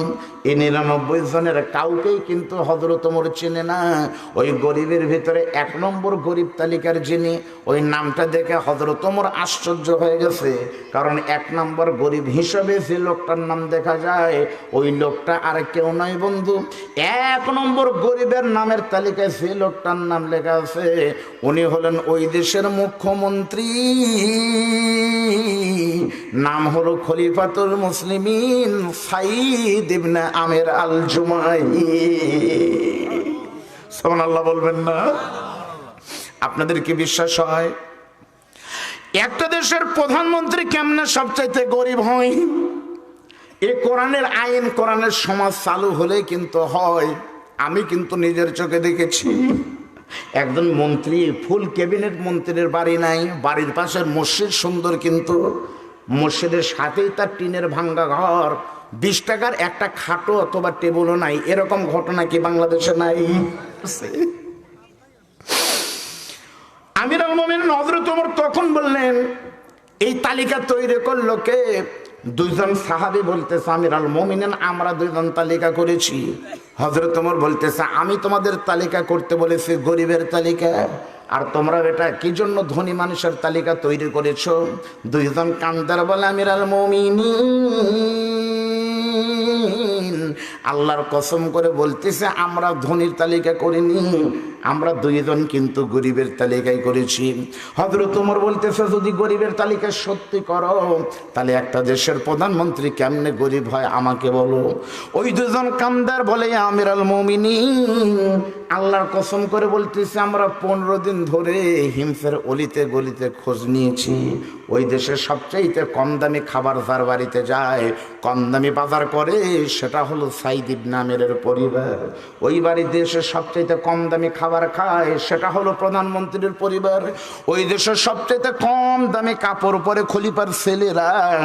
বাধ্য হয়ে 15 দিন পর আমরা তালিকায় তার নাম দিতে বাধ্য হয়েছি। হযরত ওমর তখন বলতেছে মনিব, সত্যি কোনো দেশের শাসক যদি আল্লাহর কোরআনের বান্দা হয়, ওই দেশের প্রত্যেকটা শাসক তখন ওমর হয়ে যায়। হযরত ওমর পরীক্ষা করার জন্য বলতেছে আগামী আগামী শুক্রবার জুমার নামাজ পড়বো আমি হিমসে গিয়ে, জুমার নামাজ পড়বো হিমসে গিয়ে, নামাজের পর আমি তোমাদের জাতির উদ্দেশ্যে বক্তব্য দিব। এই খবরটা প্রচার হয়ে গেছে ভাই যে আমাদের দেশে আমিরুল মুমিনিন আসবে। আচ্ছা বলেন তো, এই খবর শোনার সঙ্গে সঙ্গে জুমা তো পরের কথা, 2 দিন আগে থেকে ওই মাঠের ভিতরে লক্ষ লক্ষ মানুষ ভরে গেছে। সুবহানাল্লাহ। আপনাদেরকে এটা বিশ্বাস হয়? কোন দেশের রাষ্ট্রপতি যদি ওই দেশে আসে কমপক্ষে 15 দিন আগে থেকে নিরাপত্তা জোরদার হয়, হয় না? এটা আগে আপনারা শুনছেন আর এখন পাবনায় দেখতে পারবেন। পাবনার রাষ্ট্রপতি, মহামান্য রাষ্ট্রপতি মহোদয়, এটা আপনাদের পাবনার না, আমাদের উত্তরবঙ্গের গর্ব কিন্তু, তাই না? উনি যখন পাবনায় আসে তখন পাবনা কিন্তু কঠিন একটা নিরাপত্তা হয়ে যায়, ঠিক না ভাই? আমিরুল মুমিনিন ওমর বক্তব্য দিবে জুমার নামাজের পরে, কিন্তু দেখা গেল জুমার নামাজের অনেক আগেই লক্ষ লক্ষ মানুষ টুপিওয়ালা, দাড়িওয়ালা, জুব্বাওয়ালা ওমরের বক্তব্য শুনবে। আপনাদেরকে বিশ্বাস হয় একটা হুজুরের বক্তব্য শোনার জন্য লক্ষ লক্ষ মানুষ জমায়েত হতে পারে? এটা কি আপনাদের বিশ্বাস হয়? আপনারা বলেন। আপনাদের যদি বিশ্বাস হয় বলবেন হুজুর আজকে ফ্যাশন মাহফিল হচ্ছে, লক্ষ লক্ষ মানুষ তো এখানে জমায়েত হয়নি। কিন্তু পাবনাবাসী তোমরা সকলেই জানো আজকে আব্দুল বারী রশিদ এখানে বক্তব্য দিচ্ছি, পুরো চাটমোহর, পুরো পাবনা, সাতিয়া, পুরো উপজেলা কিন্তু জানে না। অথচ আপনাদের পাবনা দারুল আমান ট্রাস্টে তাফসীর হয়েছে। আমার বিশ্বাস ওই তাফসীর শোনার জন্য কিন্তু শুধুমাত্র পাবনা না, বললে আল্লাহর কোরআন বেশি হবে না। আমার বিশ্বাস উত্তরবঙ্গ, দক্ষিণবঙ্গের প্রায় 30টা দেশের মানুষ হুমড়ি খেয়ে পড়েছে। হয়নি? হয়নি? আমার ভাইরা, আপনারা কিন্তু দুনিয়া দেখে কারো বিচার করতে যাবেন না। আপনারা এখন ভাববেন হুজুর সবই ভালো, কিন্তু এতগুলো অপরাধ, এতগুলো এই সে। আপনারা বলেন তো ভাই, মানুষ অপরাধী হয় কখন? মানুষ অপরাধ আমিও দেখছি। আমি হক কথা বললে, সুদের বিরুদ্ধে কথা বললে আগামীকাল এই মাহফিলের কাউন্টার দেবে আমার বিরুদ্ধে সুদখোর যারা, তারাই। ফেরে বলেন কথা ঠিক না বেঠিক? ঘুষের কথা বললে ঘুষখোররা কাউন্টার দেয়, হক কথা বললে পারে বিপদ বাড়ে, কথা বললেই বিপদ। আপনারা বলেন তো পাবনার লোকজন, একটা পাখি আপনারা দেখছেন আমাদের বগুড়া বলে ময়না, ময়না পাখি কি আপনারা দেখছেন? সত্য কথা বলবেন, ময়না পাখি যারা দেখছেন খাঁচা ছাড়া, মুক্ত বাতাসে খাঁচা ছাড়া কে কে ময়না দেখছেন? কথা কয় না। দেখছেন? ময়না মানেই খাঁচা বন্দি, খালি খাঁচা না, যতটুকু ময়না তার চেয়ে ছোট খাঁচা, ছেলের ভিতর বন্দি। কেন? আর একটা পাখি আমাদের বগুড়া বলে কাক, আপনারা কি বলেন? কাইও। কাইও, কাইও। আচ্ছা বলেন তো, কাইও মানুষের উপকার করে না ক্ষতি করে? হাঁসের বাচ্চা মারে কাক, কুড়ির বাচ্চা মারে কাক, ময়লা ছিটায় কাক, শব্দ দূষণ করে। 5টা বাচ্চা খাইছে আমার ভাইয়ের, বাবুল ভাইয়ের। 5টা খাওয়ার পরে 2টা এখনো বাকি আছে, 2টা খাওয়ার জন্য এসে ডাকতেছে কাক কাক। তার মানে 2টাই খাবো, পারলে ঠেকা। কোনো বিচার নাই, খায় প্রকাশ্যে, বয়সু। তারপরে কি কাক কোনোদিন খাঁচায় বন্দি হয়? আর ময়না কোনোদিন এই মুরগির বাচ্চা, হাঁসের বাচ্চা খাইছে? তারপরে কোথায় বন্দি? আমি প্রথম ময়নাকে দেখলাম 2013 সালে ঢাকার চিড়িয়াখানার ভিতরে, সমস্ত পাখিগুলো ছাড়া কিন্তু ময়না খাঁচায় বন্দি। আমি ময়নার কাছে যেতে দেখলাম ময়না বলতেছে আসসালামু আলাইকুম। আমি চিন্তা করলাম কে রে, এটা আবার কি পাখি? সত্যি জীবনের প্রথম ময়নাকে দেখেছি 13 সালে। ওই ময়না প্রথমে দেখা হয়ে বলতেছে আসসালামু আলাইকুম। কিছুক্ষণ পর ময়না কোনো কথা বলেনি, শুধু আমাকে দেখে বলতেছে কেমন আছেন। আর যখন রওনা দিয়েছি ময়না বলতেছে আবার আসবেন, দাওয়াত কিন্তু তিনটা, কেমন আছেন, আবার আসবেন, আসসালামু আলাইকুম। আমি চিন্তা করলাম এই তিনটা কথার বাইরে যদি ময়নার কোনো অপরাধ না হয়, তাহলে খরগোশ, ইন্দুর, বান্দর, সিকে, খাট্টাস মাট্টাস সবগুলো বাহিরে রাজত্ব করতেছে, আর ময়না কেন ভিতরে বন্দি আছে? অবশ্য ময়নার ভিতরে অন্য কোনো আমল আছে, অন্য কোনো আমল খারাপ আছে, অন্য কোনো বড় অপরাধ আছে। ওই অপরাধ বের করার জন্য আমার পকেটে একটা কলম ছিল, ওই কলম দিয়ে ময়নার খাঁচার ভিতরে ময়নাকে যখন ঘুতা মেরেছি, ময়না বেতা লাগার কারণে যখন পালকগুলো নাড়তেছে, তখন আমি বুঝলাম দেখি তো এইবার মনে হয় ময়না কোনো খারাপ কথা বলবে অথবা কোনো অপরাধ করবে, যেই অপরাধটা বাংলাদেশে মানবতা বিরোধী অপরাধ হবে। পরীক্ষা করার জন্য ময়নাকে আরো জোরে ঘুতা মারলাম। তখন আমি দেখলাম ময়না মায়ের খাওয়ার পরে কিছু কয় না, শুধু বলতেছে আবার আসবেন। চিন্তা করলাম মায়ের খাওয়ার পরে যে ময়না বলে আবার আসবেন, বুঝলাম অপরাধী নয় রে, এটা বানানো মিথ্যা অপবাদ। আমি চিন্তা করলাম অপরাধ যদি নাই থাকে ময়না খাঁচায় বন্দি কেন? ময়নাকে জিজ্ঞাসা করলাম ময়না তোমার অপরাধ কি? ময়না বলতেছে আমি বন্দি কারণ আমার অপরাধ দুটা। এক নম্বর হলো তুই হলি পাখি হলি, কিন্তু ময়না হলি কেন? তুই কি কাইও হবার পারিস নি? খায়া যাইতি, কিন্তু কা কা জনগণ বুঝতো না, খালি বলতো খা খা, তা না বলে তোর কথা কয়া লাগবি কে? জোরে বলেন ঠিক। আর দুই নম্বর কথা বলিস অন্য ময়নারা কথা বলে না, আর তুই ময়নার কেন এত জীবনের ভয় নাই, তুই কেন হক কথা বলিস? হক কথা বলার কারণে তাকিয়ে দেখেন কত ময়না বাহিরে ঘুরতেছে, কত হুজুর কত পীর ঘুরতেছে, কোনো বাধা নাই। আর সোনার ময়না পাখি শুধু থাকেনি, বরং সোনার ময়না পাখি ফাঁকি দিয়ে উড়ে চলে গেল। আমার ভাইরা খুব ভালো করে শুনবেন, নিশা রজনীতে আল্লাহর কসম রজব মাসের দোয়া কবুল হয়, তারপরে তাহাজ্জুদ শুরু হয়ে গেছে। হযরত ওমর তখন বলতেছে ভাইরা আমার, আমি ওমর তোমাদের দেশে যাব জুমার নামাজের পরে, কিছুক্ষণ বক্তব্য দিব, মনে আছে আপনাদের? দেখা গেল জুমার নামাজের পর হাজার হাজার মানুষ বক্তব্য দিচ্ছে। এমন সময় একের পর এক মানুষ শুধু বক্তব্য দেয়, সমস্ত জনগণ বলতেছে কি ব্যাপার, ওমর কখন বক্তব্য দিবে? এখন বাজছে রাত 12টা। আপনারা বলেন তো 12টার সময় যদি আমার দ্বিতীয় বক্তা, আমার চাচা অত্যন্ত জ্ঞানী গুণী বুদ্ধিমান, আমার চাইতে কিন্তু অনেক বর্ষিয়ান আলেমে দিন, উনি যদি 12টা পর্যন্ত বক্তব্য দিত, সবাই বলতো বক্তা, প্রধান বক্তা কোন জায়গায়? বলতো না ভাই? ওই রকম জুমার নামাজ হয়ে গেছে, ওমর বক্তব্য দিচ্ছে, জনগণ খেপে বলতেছে ওমর কোন জায়গায়, তাড়াতাড়ি আনো। ওমর কই? সবাই তখন কমিটির লোকজন বলতেছে হিমসের জনগণ আপনারা একটু দেরি করেন, ইন্তাজর কলিলা, একটু পরেই হযরত ওমর বক্তব্য দিবে। কিন্তু ওমর এখনো পৌঁছায়নি। কিছুক্ষণ পর দেখে গেল একটা সামনে একটা মানুষ আসতেছে, ওই টুপিওয়ালা দাড়িওয়ালা জুব্বাওয়ালা হুজুর, যেই হুজুরের সামনে একটা মানুষ শুধুমাত্র খাদেম নিয়ে এসেছে, কোনো পুলিশ নাই, কোনো নিরাপত্তা কর্মী নাই, কোনো কিছু নাই। আস্তে আস্তে স্টেজের উপরে যখন ওই মুরব্বী চলে এসেছে, কেউ কিন্তু বুঝতে পারেনি। এখন তো বক্তার নাম শুনলে ইউটিউবে সার্চ দিলে বোঝা যায় বক্তাকে। ওমরকে কেউ দেখেনি, চরম আগ্রহ নিয়ে তাকায় আছে ওমরকে, কিন্তু সাইজ দেখে মনে হচ্ছে কোনো মসজিদের হুজুর। কেউ কিন্তু বুঝতে পারেনি। ওই হুজুরটা এসে মাইকের সামনে দাঁড়িয়ে বলে, জনগণ আমি মদিনা থেকে এসেছি তোমাদের সামনে, মুসাফির অবস্থায় কিছু বক্তব্য দিতে, বয়ান দিব, একটু তাকরার করব, একটু দোয়া করব।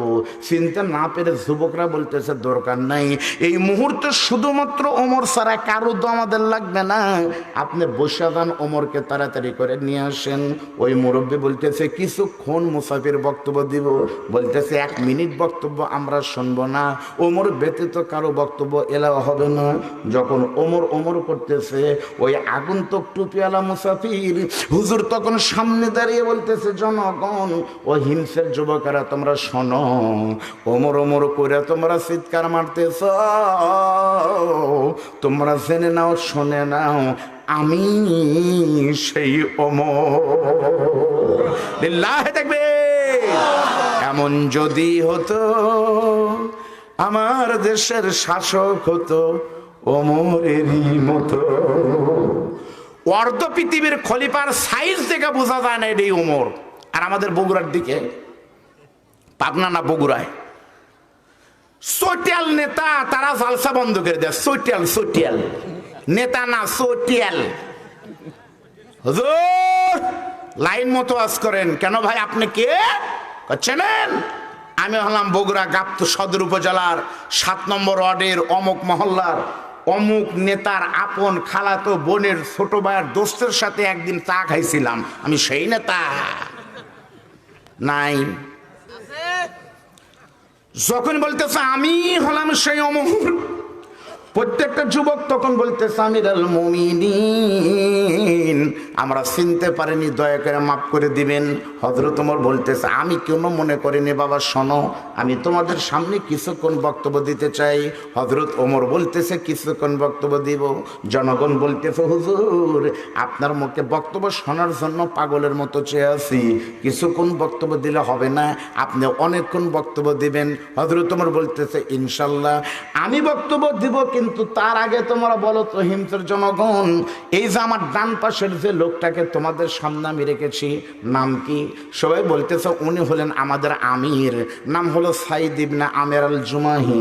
তোমরা বলো তো গত 1 বছরের ভিতরে এই লোকটার বিরুদ্ধে কোনো অপরাধ থাকলে তোমরা আমার কাছে বলো।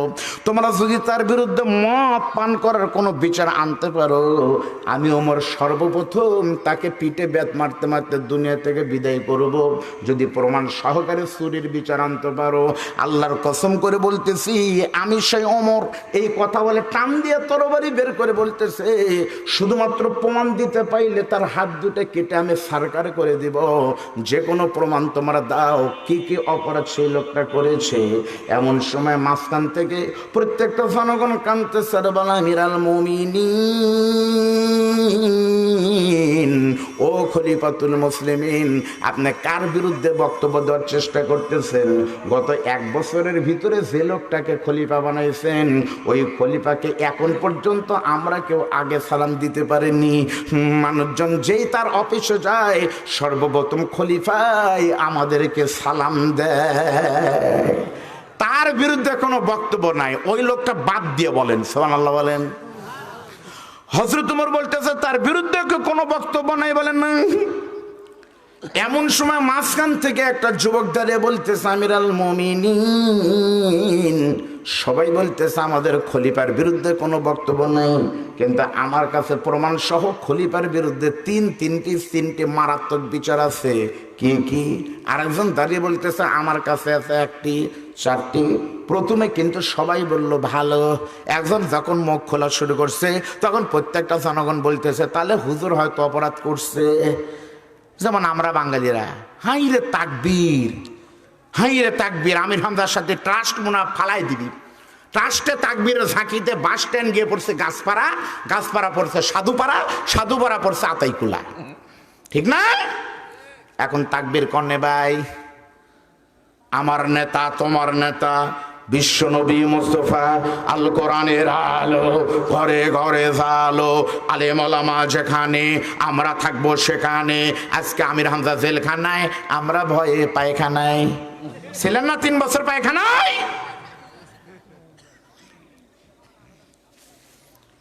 যখনই হযরত ওমর বলতেছে আমি ওমর, তোমরা বলো তো তার বিরুদ্ধে কি কি অভিযোগ?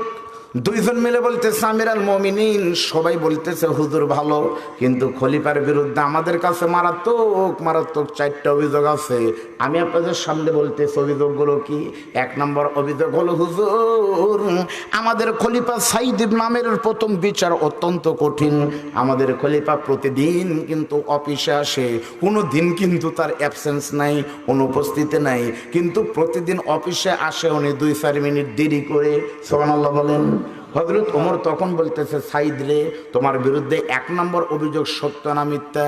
সাইদ ইবনে আমের কিন্তু বলতেছে, আমিরাল মুমিনিন, সত্যি আমার ভাই ঠিকই বলেছে, আমার প্রতিদিন দেরি হয়। হযরত ওমর বলতেছে, মাঝে মাঝে দেরি হলে মাফ করে দিতাম, কিন্তু প্রতিদিন দেরি হয় কি জন্য? এটা নিঃসন্দেহে জনগণের হক নষ্ট করা শামিল। তোমার এর বিচার আমি নিজের হাতে করব। সাইদ ইবনে আমের বলে, আমিরাল মুমিনিন, আমি দোষ করেছি, আমি দেরি করে আসি কথা ভালো, কিন্তু কেন প্রতিদিন দেরি হয় এর কারণ শুনলে আপনি নিজেকে ধরে রাখতে পারবেন না। হযরত ওমর বলতেছে, পরে শুনবো। 2 নম্বর বিচার কি? ওই যুবক তখন বলে, আমিরাল মুমিনিন, 2 নম্বর বিচার অনেক মারাত্মক। আমাদের এই খলিফা, আমাদের কেন্দ্রীয় মসজিদ, যেমন বাংলাদেশের জাতীয় মসজিদের নাম হলো মুকাররম, এরকম সেন্ট্রাল মসজিদে উনি খতিবের দায়িত্ব পালন করে জুমার খুতবা দেয়। আমরা খেয়াল করেছি গত 1 বছর ওনার শাসনামলে মাসে যদি 4টা করে জুমার নামাজ থাকে, প্রথম 3 জুমায় কিন্তু উনি নিয়মিত খুতবা দেয়, কিন্তু প্রত্যেক মাসের শেষের জুমার দিন উনি নামাজও পড়ায় না, জুমায় দেখা যায় না। প্রত্যেকটা জনগণ তখন বলতেছে, হয় আমাদেরও তো তাই বিশ্বাস, আমাদের বিশ্বাস প্রত্যেক জুমার শেষ জুমায় উনি কি যেন করে। প্রথম নম্বর। 2 নম্বর অভিযোগ হলো, আমাদের খলিফা মাসে 1 দিন জুমার নামাজ পড়ে না। হযরত ওমর বলতেছে, সাইদ ঘটনা কি সত্য? খলিফা বলতেছে, আমিরাল মুমিনিন, আমি প্রথম কথা হলো আমি প্রত্যেক জুমায় আসি, কিন্তু মাসের শেষের জুমায় আমি ইমামতি করি না, এটা ঠিক।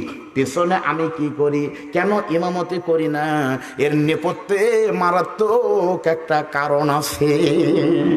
3 নম্বর, আমিরুল মুমিনিন আমাদের খলিফা সাইদ ইবনে আমের যখন এশার নামাজ পড়ায়, বাড়িতে গিয়ে কিছুক্ষণ পর দরজা বন্ধ করে। ওই যে দরজা বন্ধ করে রাতের বেলায় কেউ যদি মারাও যায়, ওনার দুয়ারের সামনে ডাকাডাকি করলে উনি দরজা খুলে না। আমাদের বিশ্বাস রাতের বেলায় কোনো অবৈধ মাল মনে হয় বিক্রি করে, তাছাড়া দরজা খুলবে না। কি কারণে? হযরত ওমর বলতেছে, সাইদ ঘটনা কি সত্য? খলিফা বলতেছে, হুজুর সত্যি, আমি এশার নামাজের পরে দরজা খুলি না, ফজর পর্যন্ত কেন দরজা বন্ধ রাখি, এর পিছনে কিন্তু মারাত্মক একটা ঘটনা আছে। 4 নম্বর অভিযোগ হলো, আমিরাল মুমিনিন আমাদের খলিফা অফিসে এসে কাজবাজ করতে থাকে, সকলের সাথে হাস্য মুখে কথা বলতে বলতে ওনার কি কথা যেন মনে হয়, কথা মনে হওয়ার সঙ্গে সঙ্গে উনি ডান হাতের কলম এভাবে লিখতে লিখতে চোখ মুখ পোল্টায় মিরকিরামের রোগীর মতো হাউমাউ করে কাঁদতে কাঁদতে বেহুশ হয়ে পড়ে যায়। আমরা শুনতে চাই কেন উনি বেহুশ হয়ে পড়ে যায়। হযরত ওমর বলতেছে, রোগী হলে চিকিৎসা করবে, কিন্তু কেন তুমি বেহুশ হয়ে পড়ে যাও? জনগণের এটা তো সেবার ঘাটতি হয়। সাইদ ইবনে আমের বলে, আমিরাল মুমিনিন, আমি সুস্থ আছি কিন্তু কেন বেহুশ হয়ে যাই? আমি এমনি এমনি বেহুশ হয়ে যাই না, ওই কথা শুনলে আপনিও বেহুশ হয়ে যেতে পারেন। এই 4টা কারণ কেন কি হয়, আমি যদি আপনাদের ঘড়ি ধরে ওই রকম করে বলি, আমার বিশ্বাস 2 মিনিট করে সময় লাগবে। 4 দোকান 8 মিনিট যদি লাগে, আপনারা কি থাকবেন নি? তো থাকবেন তো? একটা তাকবীর দেন তো ভাই, লিল্লাহে তাকবীর। চাটা নাই,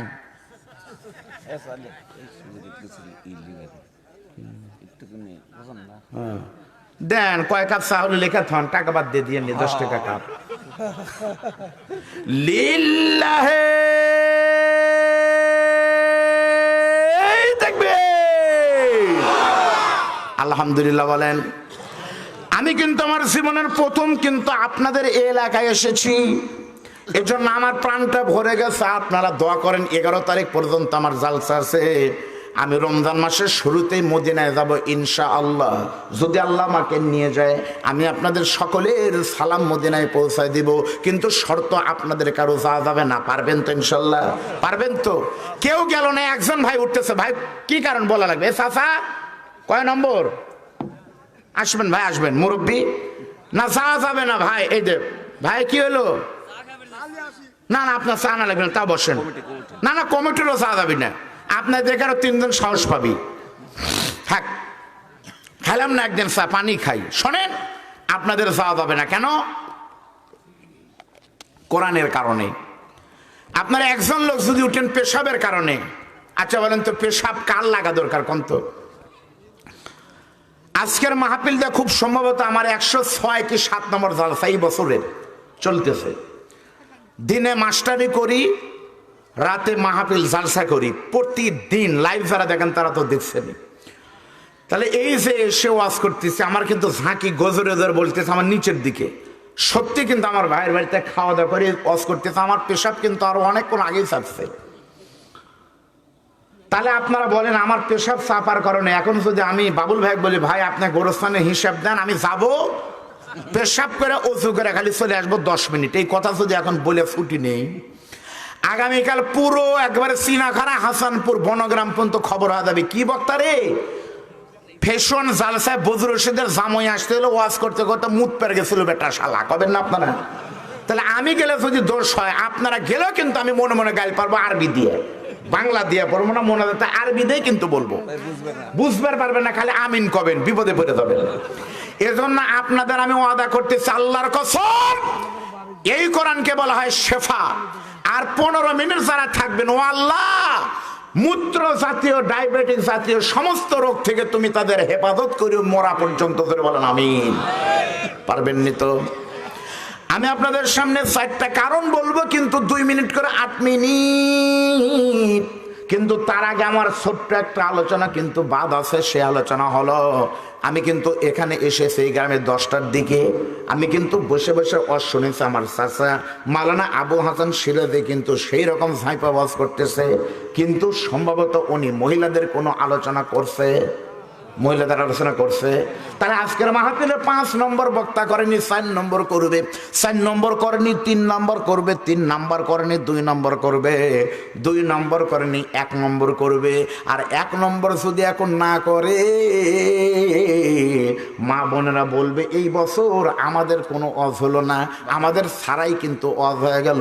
এটা কিন্তু মোটো ঠিক করবো না মা, আমি তোমার আলোচনা করব মাত্র 2 মিনিট। মা যারা মায়ের পেট থেকে হয়েছেন তারা একটু শোনেন অজটা কি।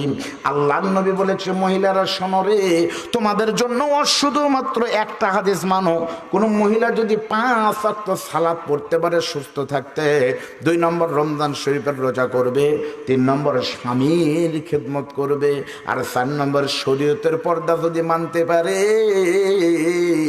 আমার নবী বলেছে কিয়ামতের দিন এই 4টা আমল করনালা মহিলাকে আমার আল্লাহ তাআলা নবীর কলিজার টুকরা ফাতেমার সঙ্গে জান্নাত দিবে। 2টা পুরস্কার, একেতে হলো জান্নাত, আরো হলো ফাতেমার সাথে। সুবহানাল্লাহ কোন। এবার বলেন তো ভাই ফাতেমা নবীর কে? বলেন ফাতেমা নবীর কে গো? মাশাআল্লাহ, মেয়ে হযরতে আলীর বিবি, স্ত্রী হযরতে হুসাইনের, আর জান্নাতের মাশাআল্লাহ ফাতেমা তো সাইয়্যিদাতু নিসা আহলিল জান্নাহ। এখন বলেন তো নবীর মেয়ে কয়টি? কয়টা জানেন না? 4 মেয়ে। 4 মেয়ে কয়টা? কি কি? প্রথম নম্বর মেয়ের নাম হলো রোকেয়া, 2 নম্বর মেয়ের নাম হলো জয়নব, শেষ মেয়ের নাম হলো উম্মে কুলসুম, আর ছোট মেয়ের নাম হলো ফাতিমা।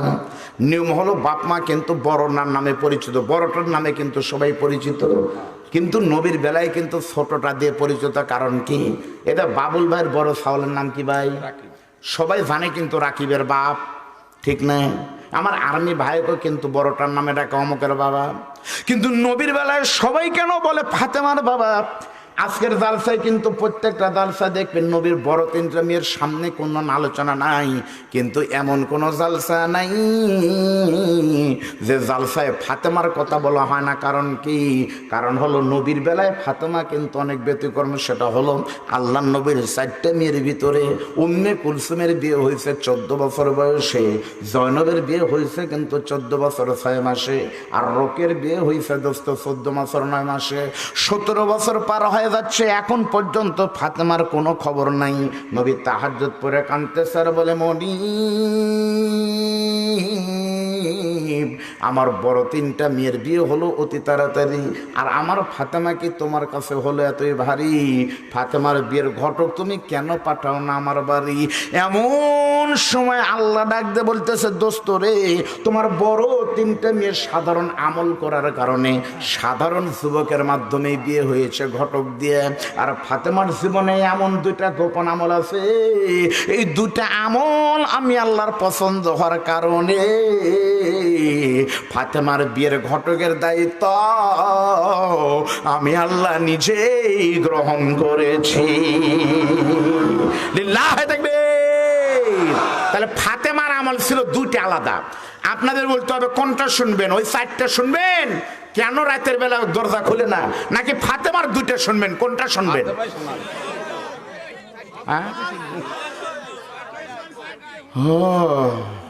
আমারও লস নাই, হোক বাইত না গেলে আমিও চাচ্ছি আজকে থাকি। শর্ত হলো যদি থাকি এই গ্রামে দুধ হয় ভালো, ফজর পরে আমার গাড়ি ভরে দুধ দেওয়া লাগবে, পারবেন না তো? এখন বললাম ভাই দুধ হয় না, হয় হুজুর সকালে, আবার আগামীকাল সকালে বলবো হুজুর 6 তারিখে তো প্রত্যেক বছর ফেব্রুয়ারির 6 তারিখে দুধ হয় না, 7 তারিখে হবে, তাই বলবেন? অল্প রাতে শেষ হবে। শোনেন, আমি আপনাদের অবশ্যই বলবো ফাতেমার কি গুরুত্ব। তার আগে একটু শুনতে চাই, আপনাদের ভিতরে এতগুলো মানুষ যারা বসে আছেন বন্ধু, এই যে কবরস্থানে কার কার দুঃখিনী মা কবরে চলে গেছে, আমাকে একটু হাত দেখান তো, কার কার দুনিয়াতে মা দুঃখিনী মারা গেছে? ম্যাক্সিমাম মানুষের মা নাই, হাত নামান। একটু দেখান তো আপনাদের ভিতরে আমার মতো কার কার বাপ নাই, আমারও পিতা নাই, কার কার পিতা নেই। এখানে কিন্তু পিতা হারা কিন্তু অনেক সন্তান রয়েছেন। আমি আপনাদের ছোট করে বলি বন্ধু, পাহাড় যত বড়ই হোক আকাশের নিচে, নদীতে মাছ যত বড়ই হোক পানির নিচে, আর তুমি সন্তান যত বড় হও তোমার জান্নাত কিন্তু তোমার পাগলির পায়ের নিচে। এই ফ্যাশন গ্রামে জালসার কারণে প্রত্যেকের বাড়িতে কিন্তু ভালো খাবারের আয়োজন হয়েছে। প্রত্যেক বাড়িতে কত মানুষ খাবার খাইছে, কত খাবার উদ্বৃত্ত রয়ে গেছে। রোহানি হালতে আপনার মা কিন্তু কবরে নাই, মাত্র একটা নেকি বেশ কম হয়ে গেছে, গুনাহ বেশি হয়েছে। জাহান্নামের খাদ্য আল্লাহ কবরে দিয়েছে, বিষাক্ত সাপ কামড়াচ্ছে। মা বলতেছে আল্লাহ রে আজকে আমার জালসা হচ্ছে, একটু খাবার চাই। আল্লাহ বলতেছে যাও রে বান্দি, তোমাকে ছেড়ে দিলাম।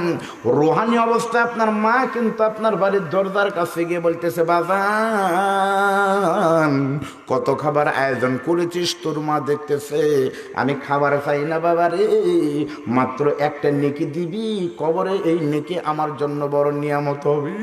বিশ্বাস করেন, আল্লাহর কসম করে বলতেছি, যাদের পাগলি নাই চোখ বন্ধ করে দেখেন, এটাই বাবার লাশ। বাবা আপনাকে বলতেছে বাদান রে, এই জালসার জন্য সে আসে আজকে প্রায় 3 মাস হলো, জালসার দিন একটা নেকি তুই দিবি, তুই একটু দোয়া করবি এই দোয়ার জন্য যেন তোর বাবার কবরটাকে আল্লাহ জান্নাতের টুকরা বানিয়ে দেয়।